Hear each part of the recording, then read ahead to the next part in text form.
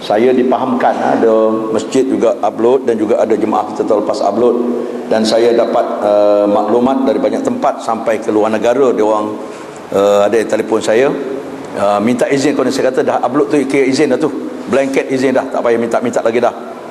Cuma tak usah burn dalam CD jual, itu je. Burn dalam CD sedekah bagus. Dan kalau yang tak ada YouTube dan sebagainya, kalau nak copy boleh copy, insyaAllah. Cara yang paling mudah, bagi pendrive kat saya, minggu ni minggu depan ambil. Itu cara paling mudah. Boleh saya tolong kopikan bahan-bahan yang ada ni. Dan juga yang masjid ada, mungkin kalau masjid ada, boleh berurusan dengan pihak masjid lah. Saya tak ada halangan apa-apa. Sebab kadang-kadang bagi mereka tak pernah pakai ihram, elok berlatih di rumah. Elok berlatih di rumah. Saya tak buat latihan di sini kerana saya kecewa. Banyak kali saya kata jom kita pakai ihram, tak sampai separuh orang yang sanggup pakai ihram depan orang. Jadi baiklah, saya kata bagi balik dia buat kat rumah sendiri. Terburai tak terburai dia punya pasar di rumah tu kan. Okey, wallahu alam. Okey, itu maklumannya, bermakna ini boleh dapati dengan percuma. Atau boleh bayar kos. Okey, soalan. Boleh. Pertama, pakai ihram laki-laki tersebut juga tadi 2 helai kain lepas tidak berjahit atau bercantum, sekurang-kurang 2 helai. Kalau nak pakai 10 pun boleh. Musim sejuk kata sejuk. Ya kan, 3 pakai kat bawah, 7 pakai kat atas, jalan bongkok pergi haji kan. Boleh kalau berlaku demikian. Okey, tak ada masalah maknanya. Sebab kadang musim haji dah ada 1 tahun tu, cabung haji selai kain selimut. Pasal sejuk di Arafah dan sebagainya. Orang mula timbul, kenapa ni? Lebih pada 2 boleh pakai ke tidak? Pasal tu perlu saya buat penekanan. Dulu kita tak ceritalah. Yang kedua, kain ihram tu boleh ukur supaya selesa kita pakai, trim. Macam saya katalah, saiz saya ni rendang, bukan pendek, rendang. Kain ihram dalam pasaran tu standard saiz. Kalau saya tak potong, nanti saya lipat gulung dia tu dah puncik, bumper pula besar, jalan langgar orang berdebung, marahlah orang kan. Tempat kita nak tahu ni tempat orang ramai. Jadi saya sebelum pakai, saya buang 4 inci kalau saya gunting, lepas tu jahit balik. Jahit tu tak apa, yang tak boleh jahit cantum dan disarungkan. Okey, itu tak boleh. Itu saya tak masuk nebak patah larang, besok kita cerita. Kalau kain sarung pun, kalau tidak sarung tak apa. Nak pergi bilik air, lilit kain sarung tu selit, kan? Jangan sarungkan. Itu tak apa, tak ada masalah. Juga kain ihram bagi orang-orang yang berumur, macam saya ni, kira berumur lah ni, dah 60 lebih kan. Biasa kita orang tua-tua ni break dah tak makan, kan loose, kan? Pack break tu dah haus, kentut kadang-kadang keluar sepupu. Katanya berangin, bukan angin saja tu, angin dan dot kan. Jadi nak pakai kain ihram takut kotor. Apalagi kita daripada Madinah nak pergi ke Mekah, naik bas 7-8 jam. Betul tak? Kalau saya pakai kain lain di dalam, sama ada kain sarung yang tidak berjahit atau yang kita gunting tak payah cantum, atau kalau saya balik Kelantan, saya beli kain basahan mandi, pakai di dalam, baru saya pakai ihram. Maknanya kalau terkena najis ke apa semua pun, kain sana mudah urus. Sampai ke Mekah, kita cek sebelum kita tawaf, kita basuh, suci apa semua. Kalau kena kain tu, tinggalkan kain tu, pakai kain ihram saja. Kalau tidak, ni kain ihram nak kena tukar kain ihram baru, kena apa semua, kan satu masalah. Itu bagi mereka yang merasa dirinya sudah tua lah. Kalau masa muda tak apalah. Okey, itu untuk menguruskan supaya mudah. Dua helai kat sarung tadi batik lepas. Selain untuk menutup aurat antara pusat dengan lutut. Pasal dalam mazhab Syafi'i, aurat laki-laki antara pusat dengan lutut, dalam mazhab Syafi'i termasuk pusat dan lututnya. Tuan-tuan pergi Mekah jumpa orang pakai kain ihram, nampak pusat dan nampak lutut. Mazhab mereka antara pusat dan lutut tak masuk pusat, tak masuk lutut. Batu sempadan tak masuk. Kita masuk batu sempadan. Oleh sebab itu kalau jumpa orang Mesir, orang pakai ihram nampak pusat, jangan heran, jangan dalam dia pusat dia.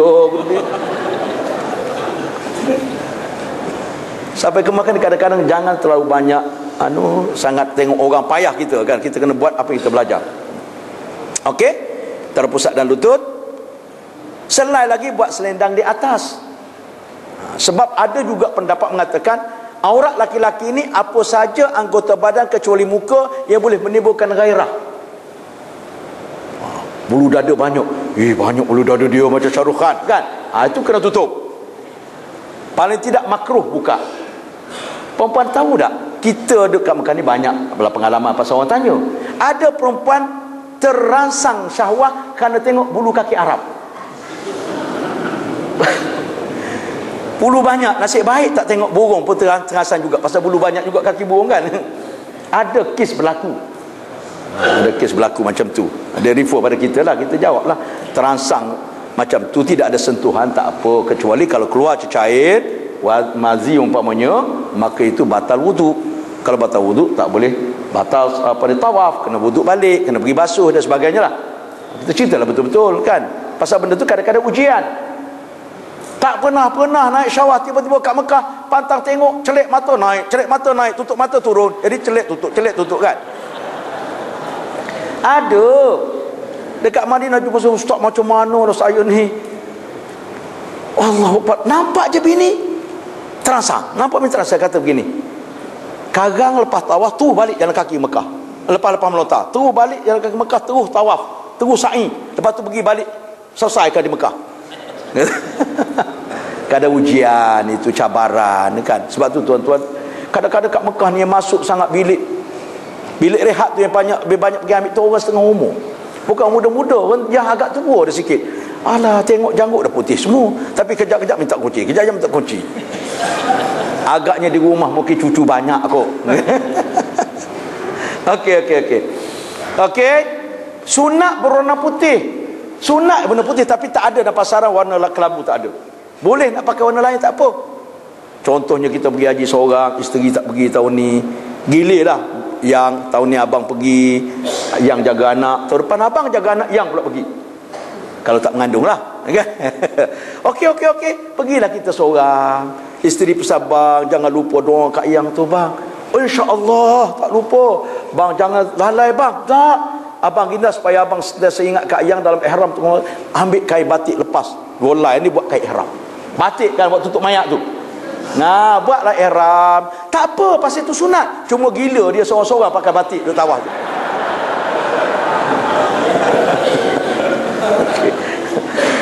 Ada kes berlaku tuan. Jamaah yang terus ke Mekah, sampai ke Kelana Jaya, orang semua pakai ihram.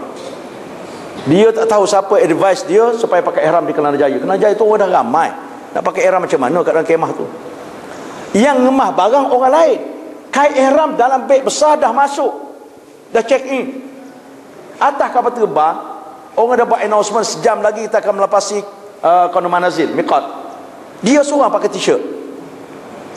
Ini yang cerita pada saya orang lain lah, saya tak ada dalam kapal terbang tu. Kawan ni pun, kenapa Pak Cik Sawan ni pakai t-shirt tak pakai? Dia kata, Pak Cik kenapa tak pakai ihram? Kain ihram Pak Cik dalam beg besar, dah perut kapal terbang. Kan kita pergi Mekah kan orang lain yang susun barang, lepas tu kita cari tak jumpa kan, biasalah tu. Sama dengan saya lah, lepas tu telefon bini, ni kat mana pasal dia susun. Kalau kita susun tak muat beg tu. Dia pun panik lah, dia pun diam. Jadi kawan tu kata, tak apa Pak Cik, relax Pak Cik. Dia pun kawan ni pergi cari seorang kawan lain, minta tolong, minta kain ihram awak selah yang kat atas tu. Macam mana? Tak apa lah, awak selimut kain kapal terbang kan ada kain selimut. Bagilah kat pakcik 2 helai. 2 orang kan dapat yang atas 2 helai kan. Bagi pakcik pergi tukar dalam bilik air. Pakcik pergilah tukar. Jadi yang muda 2 orang tadi pakai kain selimut, kain berjalur-jalur lah. Tak apa lah kan, beritahu pramugari pinjam ni kain ihram ni kan. Kalau tidak nanti pakcik macam mana? Dapat selamatkan. Kalau ingkir berjumpa macam tu, tolong selesaikan masalah tu. Jadi warna tu jangan menjadi satu hal yang anulah. Cuma sekarang ni saya tak suka, kadang-kadang syarikat dah buat lambang syarikat besar sangat di kain ihram. Last kali nak iklan syarikat ke nak ihram. Saya setuju dengan Dr. Basit, pernah cerita tahun lepas dalam TV9. Apabila dia sebut, dia kata saya juga bawa jamaah package, tapi saya nasihatkan package buat kecil sudahlah tanda package tu, sehingga tenggelam dah kain ihram tu. Sikit lagi bagi bertanding pula, tak macam mana rupa kain ihram pula kan. Itu pun kita perlu ambil iktibar lah. Okey. Wanita senang menutup semua badan kecuali muka dan tangan, pergelangan tangan, daripada pergelangan tangan ini. Oleh sebab itu tidak ketat dan terbuka seperti kain solat. Jangan rapat. Dalam hadis Nabi kata, di akhir zaman di antara orang tak bau syurga 2 kumpulan. Satu kumpulan mereka yang ada kuasa menggunakan kuasa sesuka hati. Ada cemti, dia kata, pukul manusia sesuka hatinya, mana zalim berlaku. Yang kedua, perempuan yang berpakaian tapi telanjang. Pakai telanjang, pakai ketat, tutup aurat tapi ketat. Pakai pakai telekung tapi lilik-lilik macam tekuk angsa keluar. Kan? Itu kan style sekarang kan? Tu saya panggil itu telekung tengkuk angsa, atau kalau maka tekuk unta teruslah, ya kan? Lilik-lilik ketat. Pakai tutup juga bukan main lah, pakai tudung pun semua tak macam ni, tight. Nampak semua lekuk-lekuk kan? Kalau buncit-buncit lah, kempes-kempes lah kan? Okey, itu rambut mereka, kepala mereka seperti bonggol unta. Apabila berjalan, mana gulung rambut besar-besar, jalan gelegak. Itu di antara mereka yang tidak akan bau syurga, kata Nabi. Jadi kita kena jaga tu. Wanita tidak, yang warna yang tidak menyolok mata. Orang Arab senang, dia pakai hitam semua. Pasal hitam tu tidak menimbul gairah. Sebab tu khilaf ulama tentang wanita pakai putih. Ada khilaf. Sebagai mengatakan sunat, sebagai tak sunat. Pasal putih menampakkan susuk badan. Tapi kita nak cari gaya telekung hitam, tak ada. Tu masalahnya kan. Wallahu a'lam bissawab. Orang Arab semua pakai hitam. Kat dalam tu pakai macam-macam, kat luar semua hitam. Dia dah ditutup begitu ya. Catatan, boleh dilakukan di mana-mana sebelum kita niat ihram. Okey, ni yang tadilah video tadi juga saya scan jadikan dia gambar, tak apa, tak penting itu. Ada benda lain. Itu waktu itibak pun nampak dah tadi kan. Ni kasut ya. Slipper ni dah 2 tahun terakhir ni agak selamat. Dulu saya pernah cek sampai KT1 3 tahun lepas, sebelum pergi tawaf, nak pergi tawaf umrah ni. Okey, tuan-tuan, saya kata semak slipper masing-masing. Mesti nampak sekurang-kurang hujung jari, 5 jari. Kebanyakan slipper kadang nampak 3, nampak 4. Ada orang pergi tanya, dia tolak. Nampak tak ustaz? Nampak tak ustaz? Kenapa saya dia tolak kan? Saya kata tengok sendiri. Yang paling bagus slipper Jepun je. Pergi Mekah ni, slipper saya tu beli kat Kepo masa maju ni RM8 je. Kalau hilang pun tak risau. Tapi jangan pula niat nak hilang sungguh. Saya pergi 2-3 tahun lepas, beli slipper 2 pasang. Adik saya pula bawa 2 pasang, jadi 4 pasang saya bawa. Anak saya tegur, "Pa, banyak slipper bawa." Kita sedekah orang. Alhamdulillah, sampai ke Mekah, tiap-tiap hari hilang, 4 hari habis 4 pasang. Tahun lepas saya pergi umrah, hilang slipper tu biasa. Hilang kat Madinah, saya beli slipper biasa, warna putih sama. Pergi ke masjid lagi cepat hilang pasal sama. Beli slipper cantik sikit, tak hilang. Alhamdulillah. Pergi haji duduk 2 bulan lebih, kat 3 bulan, tak hilang. Pergi umrah baru ni hilang juga. Dah setahun lebih dah pakai. Beli baru pula. Tak apalah, itu hilang slipper kat Mekah tu memang biasa. Kat Malaysia pun hilang. Saya mengajar salah satu masjid, nak pergi bilik air, bawa slipper, buka slipper masuk bilik air, keluar bilik air slipper tak ada dah. Orang tolong pakai lah. Biasa je kan? Jangan heran. Tapi yang penting nampak ke 5 hujung jari. Okey? Dan juga tumit ya, tumit. Okey. Slipper macam ni pun boleh pakai insya-Allah. Pasal nampak, janji nampak depan semua, belakang nampak. Kalau terhilang kelingking, gunting saja hujung tu, pap, dah selesai masalah. Ini ustaz, nampak 4 ke nampak 5? Dia tanya saya balik. Dia kata nampak 4 tu tuan. Dia macam mana? Gunting sila hujung tu. Sayang ke slipper kan? Ambil gunting, sak, nampak 5 jari, jalan dah terus. Susah mana ya? Yang satu lagi slipper Aladin ke? Orang lelaki ada stoik kat depan tu. Tu menteri pakai salah satu masa dulu, saya nak pergi bawa dia ke tawaf. Datuk minta maaf ya, slipper ni orang lelaki tak boleh pakai, tak nampak semua jari tutup kat depan. Ya ke? Ya. Abah dah tak apa, ambil slipper Jepun saya. Orang tabu haji dah pergi slipper balik bagi kan. Tu jumpa saya dekat airport satu masa, nak naik kapal terbang dah ni, nak pergi terus ke Mekah ni. Ada pakai slipper macam tu. Saya bercuit, "Ji, minta maaf, di slipper ni tak boleh, ni tutup ni." "Tak boleh ke ustaz?" "Tak boleh." "Habis nak macam mana?" "Kena potong." "Nak potong apa?" "Jangan tanya saya lah. Kalau potong apa, takkan saya bawa gaji apa semua dia poket saya kan." Dia jumpa sikat rambut, dia gaji gerong, putus akhirnya. Tak apa.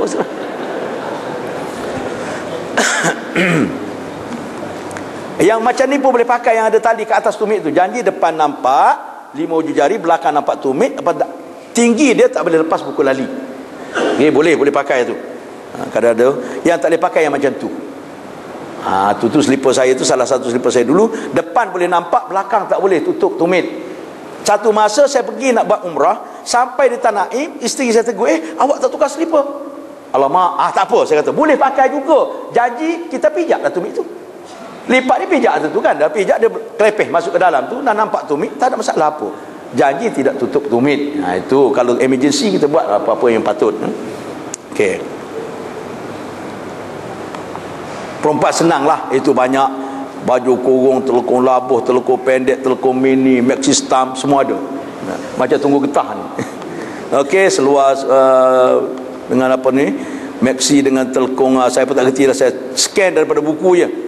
Apa-apa boleh pakai. Macam tu lagi senang. Itu rumah saya. Pakai je telekung solat, pergi ke mana-mana senang, aman damai. Tak ada masalah apa. Kan? Bawa lah tu galah telekung solat, kalau selai busuk lah kan. Senang cerita. Daripada rumah, kalau saya pergi umrah, rumah saya daripada rumah, pakai turun rumah dah pakai macam ni, sampai ke sana balik, sampai rumah balik. Tak ada melawa-melawanya. Dah lawa saya kata. Buktinya saya tak kahwin lagi dengan orang lain. Takat ni. Baru 39 tahun kan. Okey, mudah tu wanita pakaian senang insya-Allah. Okey, sekejap saya nak tengok soalan dulu. Soalan ni mungkin ada yang perlu saya jelaskan walaupun dia masih belum berkaitan sekarang. Salam, bagaimana kaedah wuduk daim hadas? Ini kena jawablah. Sebab walaupun bab wuduk ni sebenarnya saya akan jelaskan sepatutnya sebelum kita belajar tawaf. Tapi tak apa, pasal ini nak guna macam-macam tempat. Wuduk kita ada 3. Pertama, wuduk biasa, itu orang sihat walafiat macam kita. Yang kedua, orang daim hadas, hadas yang berterusan. Nak ukur daimul hadas ni apabila tidak boleh selesai satu solat. Katalah kita zuhur 4 rakaat, tak habis zuhur mesti kentut punya. Kalau kentut lah, atau keputihan secara keluar, atau yang istihadah. Kalau kan banyak penyakit isi apa semua, kalau perempuan sekarang istihadah betul. Atau orang lelaki yang terkencing saja, muak terkencing, bersin terkencing, celik mata luah terkencing, ya kan? Budak ni tak kencing kan? Mana kena pakai pampers. Cara wuduk dia, pertama dalam mazhab Syafi'i, wuduk ini berlaku hanya satu fardu saja. Sunat boleh buat tak apa banyak pun. Masuk waktu dulu, baru dia kena pergi proses, kena bersihkan. Kalau kena cuci, kemaluan dan sebagainya, baru pakai apa nama ni, pampers kalau laki-laki. Kalau perempuan pakai panty liner. Perempuan ni sebenarnya dari bab ini dia ada 2. Satu, kalaulah darah atau apa saja yang keluar melepasi mulut faras yang keluar, bibir faras yang kedua, baru batal wuduk. Oleh sebab itu, kalau perempuan, dalam kitab lama dia kata, kalau perempuan yang sudah pernah kahwin, kena buat sumpal dia, bukan sumbat. Sumbat taruh debung-debung itu tak lain kan. Sumpah ni buat ketulan kapas, taruhkan di muka paras tadi, baru pakai panty liner. Supaya kalau kita buka, kapas tu basah kat dalam. Kalau biasa pun tak apa. Okey, ini daim hadas tak apalah. Mana pakai, lepas tu baru wuduk. Lepas wuduk ni bertahan, boleh sembahyang sunat, boleh baca Quran, boleh iktikaf, boleh apa, tapi nak buat fardu kena wuduk lain. Masuk asar, proses balik. Ya kan? Kalau kita dalam keadaan seperti tadi, jangan buka panty liner atau jangan buka pampers. Kalau lelaki tadi, untuk tu boleh pakai. Buka, batal. Tapi kalau masuk waktu fardu lain, kena buka. Kena proses bersih balik semula. Oleh sebab itu, orang daimul hadas pertama memang tak boleh sembahyang jamak. Tak sempat. Pasal putus mualat. Mana kalau pergi masjid Mekah besok pun, kena bawa peralatan. Habis maghrib, pergi nak sembahyang isyak tu kena masuk dalam tandas, proses ke balik semula. Mungkin sembahyang kat dataran tak apalah, kena rida lah. Sebab tu Allah Ta'ala kata orang sakit jangan pergi haji, pasal susah. Ini saya macam mana nak masuk masjid, tak boleh, kena sedarlah kita siapa, ya kan? Jangan macam mana macam tu je, jangan mana-mana, itu saja. Okey, jelas daimul hadas. Kemudian ni soalan lain. Andai kata seorang melanggar pantang larang ihram dan kemudian dia terlupa untuk membayar dam semasa di tanah haram. Tak apa, saya jawab juga walaupun belum sampai masa lagi. Bagaimana caranya untuk menyelesaikan dam tersebut? Apa hukum tidak membayar dam tersebut? Hukum dia berdosa kalau tak bayar dam. Dah saya kena kata payah. Okey. Dam tu wajib dibayar, tapi tidak mesti bayar sekarang. Dam boleh postpone bila-bila. Tapi wajib bayar dam. Kalau kita mati tanpa bayar dam, maka kita tertanggung di atas zimah kita, berdosa kita kerana tak bayar dam. Mana lebih senang, belah sini ke belah sana? Okey. Jadi kena bayar dam. Dam ni kena sembelih kalau bab sembelihan. Pak dam di sini tidak mesti sembelih, ada dam puasa. Katalah puan-puan ni mudah cerita. Pasal soalan datang belah sini. Tapi tuan-tuan pun boleh juga, tak ada masalah apa kan. Katalah kita garu gatal kepala kita, rambut kita, okey? Gugurlah rambut lebih pada 3 helai. 3 helai dah lebih. Maka sepatut kita kena bayar dam takhir dan takdir namanya. Besok saya akan ulangkan lagi. Takhir ni boleh pilih sama ada nak sembelih kambing, atau nak sedekah 6 orang fakir miskin, atau nak puasa 3 hari. Kalau sembelih kambing dan puasa dan sedekah, kena buat di tanah haram. Tapi puasa boleh buat Malaysia. Ya kan? Sebab tu pertanyaan umum ini tak boleh selesai masalah. Kena jumpa, kena tanya, ini dam apa sebenarnya? Apa silapnya? Tapi katalah kalau kambing juga, kalau kambing kena sembelih di tanah haram. Tapi boleh kirim ke orang. Susah-susah kirim kat saya. Mudah cerita kan. Saya pergi haji besok, boleh kirim kat saya. Memang tiap tahun saya pergi umrah baru ni 20 ekor kambing saya bawa. Kebanyakan dam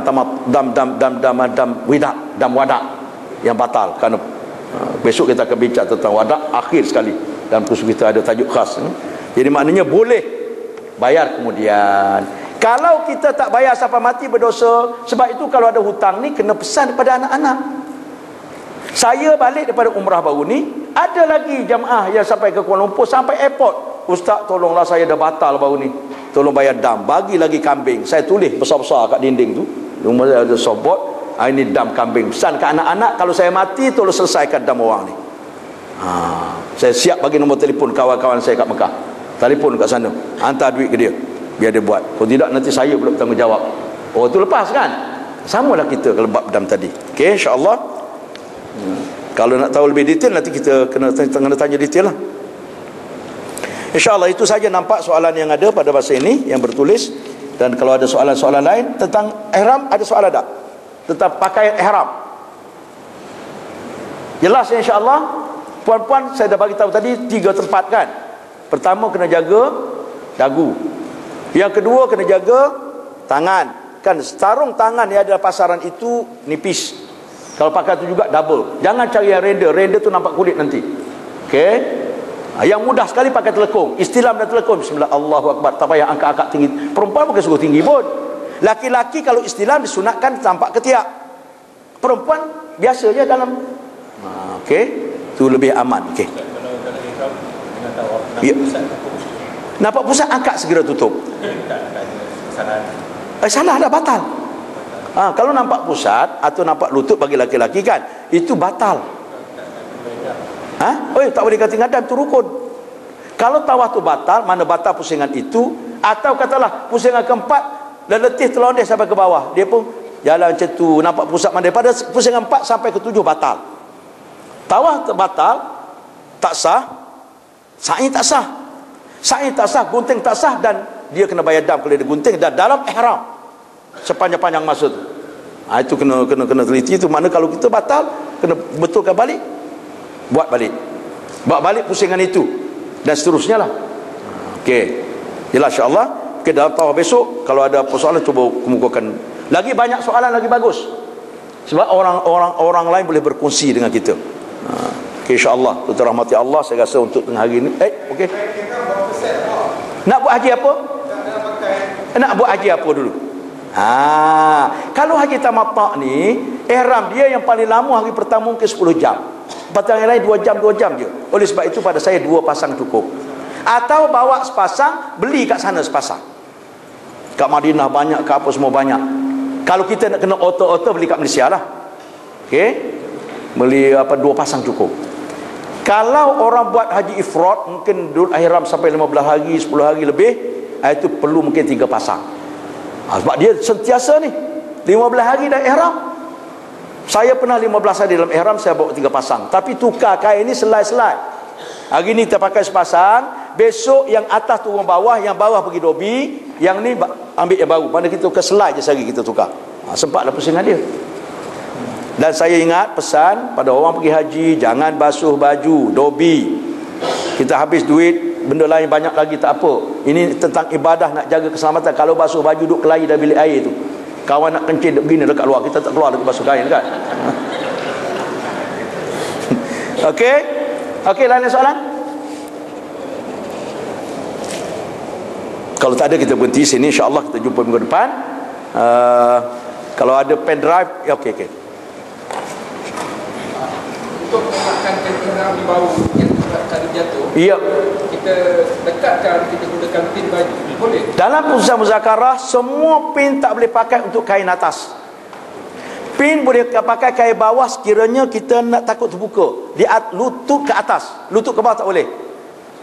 Banyak baru ni saya tegur satu jemaah, 3 pin dia pakai, anak dia. Saya kata tak boleh pakai pin. Dia tahu orang tu boleh.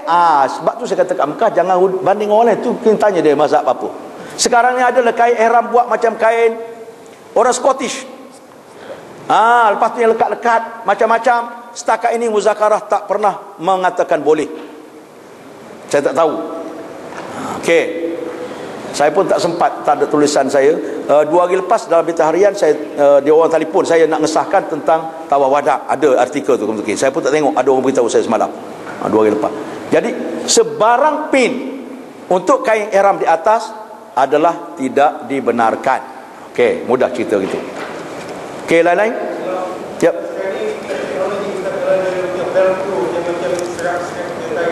Sekarang ini jangan teknologi kita, tak usah, kita tak pernah lulus dalam muzakarah haji. Walaupun pagi tadi ada orang tunjuk kat saya, ada khabar. Dia kata kelulusan daripada JAKIM. Saya tak faham, tak munasabah, pasal ketua pengarah JAKIM salah seorang pada saat ibadah haji.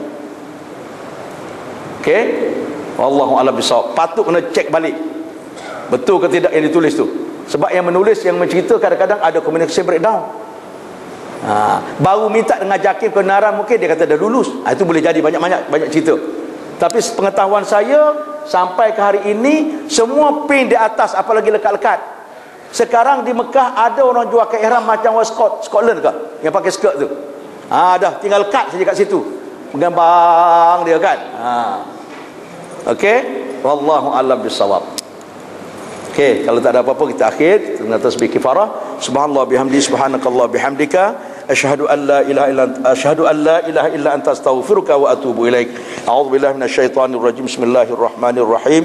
Alhamdulillahirabbil alamin, wassalatu wassalamu ala Rasulillah wa ala alihi wa sahbihi ajma'in. Allahumma rabbana ighfir lana dhunubana wa liwalidina warhamhum kama rabbawna shighara wa li jami'il muslimina wal muslimat wal mu'minina wal mu'minat bi rahmatika ya arhamar rahimin.